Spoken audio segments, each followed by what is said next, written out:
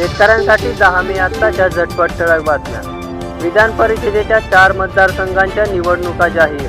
10 जूनला मतदान तर 13 जूनला होणार मतमोजणी.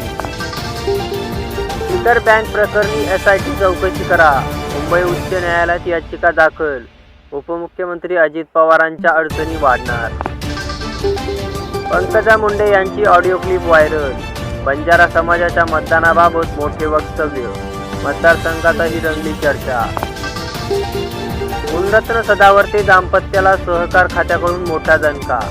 तज्ज्ञ संचालक म्हणून दोघांचेही ST बँकेवरील संचालकपद रद्द.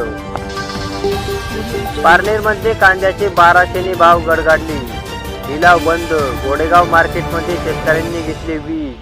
मोदी हटाव शेतकरी बचावच्या दिल्या घोषणा. एकनाथ शिंदे आणि अजित पवार हे पहिले अग्निवीर ठरतील. विरोधी पक्षनेते विजय वडेट्टीवार यांचा महायुतीवर हल्लाबोल.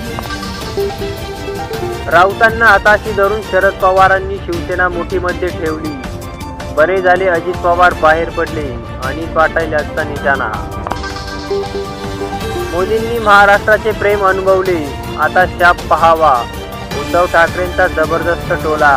संजय राऊतांना दिलेल्या मुलाखतीचा टीजर रिलीज. मी शरद पवारांचा मुलगा असतो तर संधी मिळालीच असती. केवळ मुलगा नसल्याने मला डावलले. अजित पवारांनी काढली मनातील खदखद. अरे पठ्या, तू आमदार कसा होतो तेच बघतो. अजित पवारांचे शरद पवार गटातील आमदार अशोक पवारांना ओपन चॅलेंज. कीर्तीकरांच्या रॅलीत बॉम्बस्फोटातील आरोपी.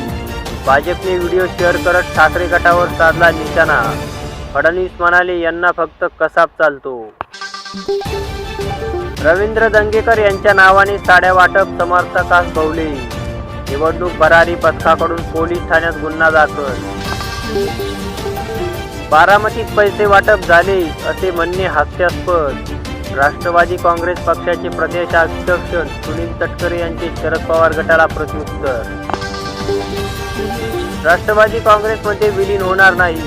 शरद पवारांचे स्पष्टीकरण. महाराष्ट्रात महाविकास आघाडीला 35 जागा मिळतील असेही बाकी. महायुतीच्या नेत्यांमधील खदखद उघड. सुहास कांदे यांचा छगन भुजबळांवर थेट निशाणा. तुतारीचा प्रचार करेल